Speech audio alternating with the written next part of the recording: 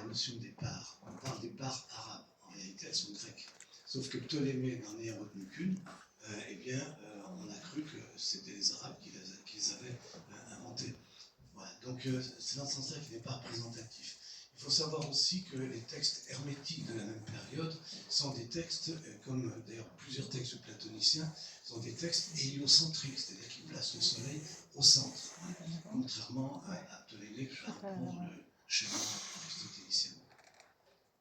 Alors peut-être, oui, la réponse de Guy. Oui, quand même. La nouvelle vague. Mais c'était bien de les voir tous les deux ensemble. Pourquoi Ptolémée, qui est si détestable, a-t-il été repris pendant 15 siècles par tous les astrologues?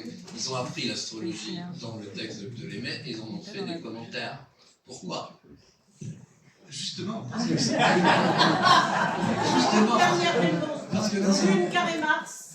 que dans un milieu juif, chrétien ou musulman, c'était le discours de Ptolémée qui pouvait justifier l'astrologie, c'est-à-dire l'influence physique des astres, alors que si on avait pris l'autre versant, quand par exemple Plotin nous explique que les astres sont comme les signes d'un gigantesque alphabet et qui se combinent pour former des syllabes, mais que les astres étaient les signes sans être les causes, c'était expulsé du christianisme, expulsé du judaïsme, expulsé de l'islam.